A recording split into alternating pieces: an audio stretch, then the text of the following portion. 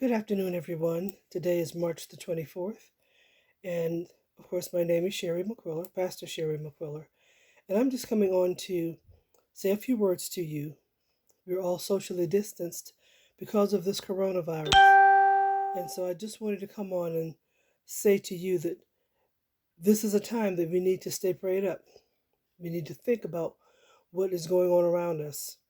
I know that there are many rumors that this is a man made illness. But I won't diminish the power of my God that way in His word and His promises. For He has made promises to us that if we obey Him, He will protect us, He will take care of us, He will save us, He will deliver us, and He will keep us from all manner of diseases. No sickness shall come nigh our dwelling. But He also says that if we disobey Him, there is a punishment for being disobedient. And we have to understand that God is in control of all things. Nothing surprises Him. This certainly does not take Him by surprise. But it's going to take more than messages on social media and stimulus checks and washing of the hands and hand sanitizer and that sort of thing. It's going to take more than that. This is a call for our nations to find themselves on their knees, to honor a true and a living God for who He is, to honor the power that He possesses, to come back to our first love and do our first work over. And if we have not had a relationship with Him, to develop one that is lasting and one that will stay. I want to encourage you to not allow Facebook to replace your faith book. The Bible is the book of our faith, and God wants us to study it. He wants us to read it. He wants us to become familiar with His promises and with His commandments. And we have been so busy in this society, and so much has been allowed to happen because of the laws of man, that the laws of God have been overlooked. God is not going to just allow anything. He made this world and He made us in His image and in His likeness.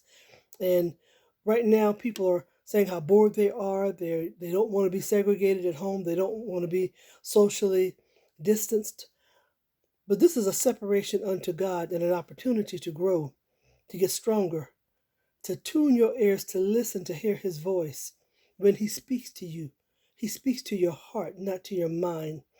And so I would encourage you to take this time while we're in this secret place where He has laid us down to rest in His green pastures, that we will come to know Him in a better way, that we will recommit ourselves to Him, that we would renew our vows to Him, and if there are vows that we are not fulfilling, that we would come to Him and ask for forgiveness, and we would come and renew our relationship with Him and do the things we promised Him that we would do, and we would do the things that He has ordered and called us to do.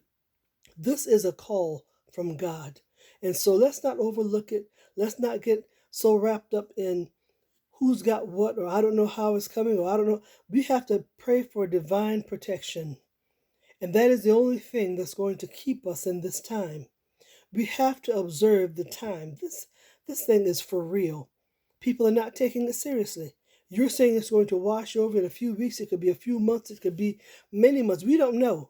But what I do know is God is the ultimate being. And if we trust Him and we believe Him and we are truly faithful to Him, that God will fulfill His promise and He will protect His people. And so let's take the time now to do the work, to put it in, to become stronger, to become fortified, to become reconciled to Him according to His will and His purpose for our lives. Let's love one another, pray for one another, help somebody that may not have. Everybody's grabbing up hand sanitizers and toilet paper and Clorox wipes and everything that they can find. Somebody may not have any, but if you can share, give a gift. God will replace it to you. Most of all, love one another. It's time to put foolishness aside. No matter what was done, no matter who has hurt you, even if you've hurt someone else, try to think about that thing and ask God to forgive you and show you so that you can make amends with those that you may have hurt. Sometimes people think you've done things to them that you haven't. But if it's going to bring us closer together, let's apologize for the things we know we didn't do. Let's go to God and be clean before Him, because this is bad. But the day is coming when Jesus is going to return. And we can play these games and say all that we want to say, and we can let the government tell us that it's all right to do all these evil and wicked things because we have a civil right to do what we want to do according to the laws of the land. But God has set up a standard for us, and He expects us to uphold those standards. And I can promise you right now, you may get by here in this world, but you will not enter into heaven with sin in your heart or in your members. No flesh will inherit the kingdom of heaven, and no sin will ever enter heaven again.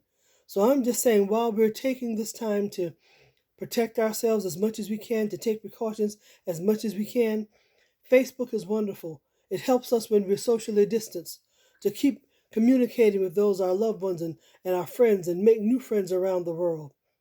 But the faith book is the one you need to go into your secret closet and to pray and to talk to God. Get on your knees.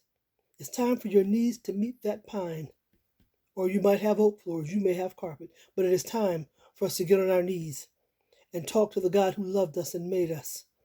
And He will do anything to keep us. But we have got to come to Him and be true to Him, for we are His children. We need to start acting like it. We have to be accountable for our actions, for the things we say, for the way we judge people, for the way we condemn others, for the lack of things that we are supposed to do that we haven't been doing. I pray that God forgive us for sins of omission and sins of commission and sins of assumption and sins of presumption, sins of judging others. I pray that God does.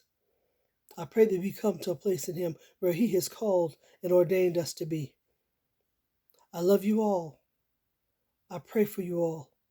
I pray for our nation. I pray for this world, that even out of this, our God will arise and show Himself mighty and strong, and we will experience this great and mighty thing that He shall do right before our eyes. And if we just hold on, victory is ours, and we'll be greater when we come out than when we've been in. God bless you all, and I love you.